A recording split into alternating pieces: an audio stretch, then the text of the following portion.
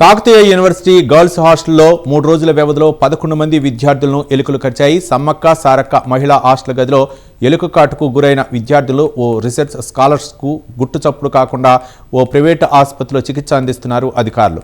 హాస్టల్లో అనేక సమస్యలతో ఇబ్బందులు పడుతున్నామని విద్యార్థులను ఆవేదన వ్యక్తం చేస్తున్నారు.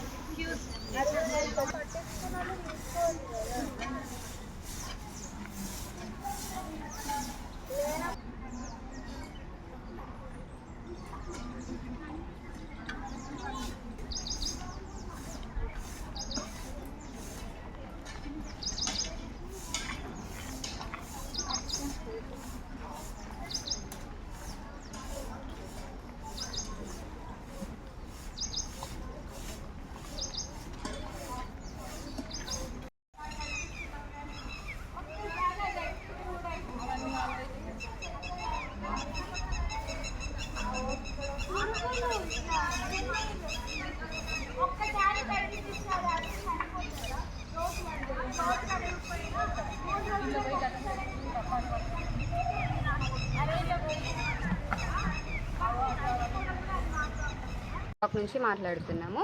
మా హాస్టల్లో కుక్కలు, ఎలుకలు, ఈగలు, దోమలు అన్ని యానిమల్స్ ఇక్కడనే తిరుగుతున్నాయి. స్టిల్ మేము అంతగానం నోటీస్ చేయలేదు, అంతగానం వాళ్ళ దృష్టికి తీసుకెళ్లాలని అనుకోలేదు.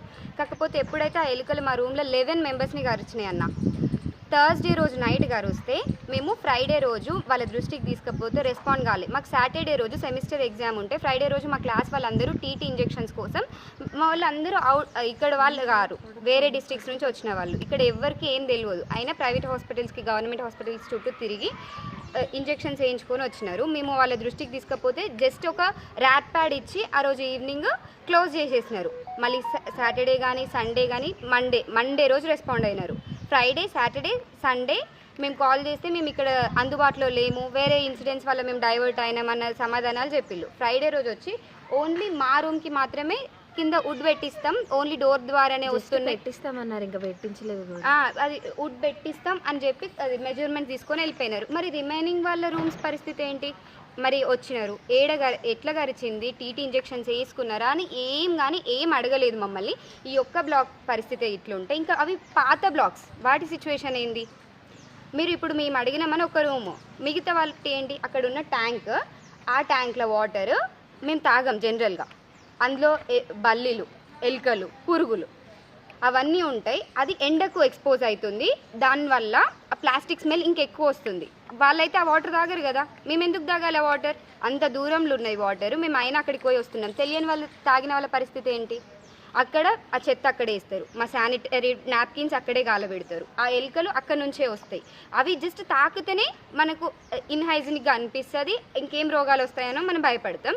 అట్లాంటి అవి కరిచిపోయినాయి. వాళ్ళు ఎంత సీరియస్ యాక్షన్ తీసుకోవాలి? ఏం యాక్షన్ తీసుకోలేదు. గట్టిగా అడిగినందుకు ఒక్క రూమ్, మిగతా రూమ్స్ అన్ని పక్కన పెట్టేసినారు. మా డిమాండ్ ఏంటంటే ఫస్ట్ అక్కడ ఉన్న ఎలుకల హోల్స్ అన్ని క్లోజ్ చేయించాలి, డోర్స్కి మెష్ పెట్టించాలి. ఇక్కడ మేము దగ్గరలో ఉన్న హెల్త్ సెంటర్కి వెళ్ళి ఇంజెక్షన్స్ ఈ టీటీస్ కోసం చూసినప్పుడు కూడా అక్కడ లేవు. గర్ల్స్కి మిడ్ నైట్ ఎవరు రెస్పాన్సిబిలిటీ? సరే అది అయిందైతే మాకు 12, 1కి మాకు మెలకు వచ్చి చూసుకున్నాం. మరి ఆ టైంలో ఎవరు వస్తారు? ఒక నర్స్ అయినా ఉండాలి, లేకపోతే ఏదైనా వెల్నెస్ సెంటర్ అయినా ఇక్కడ ప్రొవైడ్ చేయాలి మాకు. అన్న, మా హాస్టల్లో ఎలుకల ప్రాబ్లం, కుక్కల ప్రాబ్లం, పందుల ప్రాబ్లం, ఉన్న అన్ని యానిమల్స్ ప్రాబ్లమ్స్ అంతా ఈ గర్ల్స్ హాస్టల్లో ఉందన్న. మేము ఇప్పటి వరకు నోటీస్ చేయలేదు, అంటే అది మమ్మల్ని సఫర్ చేయనంత వరకు. ఒక్కరోజే థర్స్డే నైట్ మా రూమ్లో 11 మెంబర్స్ని కరిచిందన్న, మా ఫ్రెండ్స్ని. 11 మెంబర్స్. మాకు సాటర్డే రోజు ఎగ్జామ్ ఉండే, ఫ్రైడే రోజు శ్రీరామనవమి రోజు అందరూ టీటీ ఇంజెక్షన్స్ కోసము ప్రైవేట్ హాస్పిటల్స్కి, గవర్నమెంట్ హాస్పిటల్స్ చుట్టూ తిరిగినారు. మళ్ళీ మేము థర్స్డే రోజు ఇన్సిడెంట్ అయితే ఫ్రైడే రోజు మేడం వాళ్ళ దృష్టికి తీసుకపోతే వాళ్ళు ఎవరు రెస్పాండ్ కాలేదు. ఫ్రైడే రోజు నైట్ వచ్చి ఒక ఎలుకల ప్యాడ్ ర్యాట్ ప్యాడ్ ఇచ్చి వెళ్ళిపోయినారు. మళ్ళీ దాని తర్వాత ఎవరు రెస్పాండ్ అవ్వలేదు. మళ్ళీ కాల్ చేసి ఎట్లుంది అని ఎవ్వరు ఇన్ఫర్మేషన్ తీసుకోలేదు. సాటర్డే రోజు కాల్ చేసినాం, రెస్పాండ్ అవ్వలేదు. సండే రోజు కాల్ చేస్తే మేము అందుబాటులో లేమని చెప్పి వదిలేసినారు. మండే రోజు వచ్చినారు. ఓన్లీ మా రూమ్కి మాత్రమే వాళ్ళు వుడ్ ప్యాడ్ లాంటిది డోర్ కింద పెట్టిస్తా అన్నారు. అది డోర్ ద్వారా వస్తుంది అనుకొని మాత్రమే, కానీ ఆ ఎలుక ఎక్కడి నుంచి వస్తుంది, మరి ఎట్లా వస్తుంది అని అడగలేదు. వాళ్ళు ఇగ్నోర్ చేసినారు మా ప్రాబ్లమ్స్ని. మా రూమ్కి వచ్చి లగేజెస్ ఎక్కువ ఉన్నాయని మాత్రమే చూసి, గర్ల్స్కి ఇంత లగేజ్ ఎందుకు, ఒక 5 జతలు సరిపోవు, మీకు అంతగానం ఎక్కువ ఎక్స్పెన్సెస్, ఎక్కువ బట్టలు కావాలి అనుకుంటే మీరు ప్రైవేట్ హాస్పిటల్కి వెళ్ళిపోమని మా మీదనే రూడ్గా మాట్లాడినారు. మేము ఏమైనా క్వశ్చన్ చేస్తే ప్రైవేట్ హాస్పిటల్కి వెళ్ళిపోమంటున్నారు, మేము ఎస్కార్ట్స్ క్యాన్సిల్ చేస్తా అంటున్నారు. మా ఫ్రెండ్స్కి కాలుకి గాయం అయితే కనీసం వచ్చి మరి ఎట్లా తగిలింది, ఏమైనా వేయించుకున్నారని ఒక్క మాట కూడా అడగలేదు. అమ్మ నిర్లక్ష్యం, చాలా నిర్లక్ష్యంగా సమాధానం ఇచ్చారు.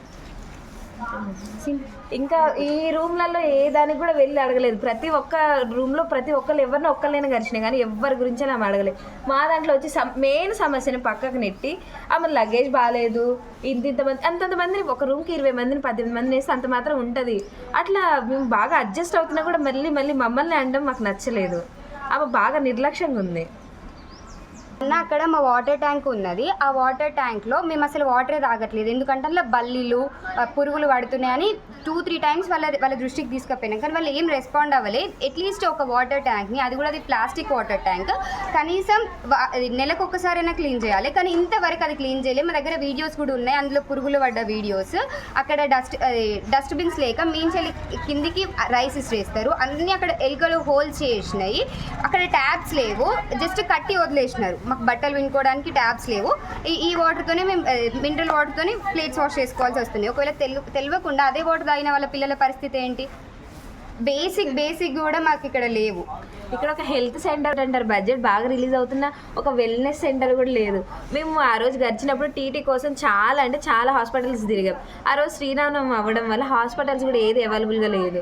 ఆడ వాటర్ మీద సన్ డైరెక్ట్గా పడడం వల్ల మొత్తం ప్లాస్టిక్ స్మెల్ వస్తున్నాయి. ఇక్కడ హెల్త్ సెంటర్ని కూడా ఖచ్చితంగా కట్టాలన్నా. అక్కడ ఒక హోల్ ఉంటుంది, ఆ హోల్ కింద ఎలుకలు ఉంటున్నాయి. ఆ రోజు ఆమెకు వీడియోలో చూపించాము, ఆ ఎలుక ఇక్కడ నుంచి ఆ హోల్కి వెళ్ళిందంటే కనీసం అక్కడ హోల్ ఉందా లేదని కూడా చూడలేదు అమ్మ చెప్పి వెళ్ళిపోయారు.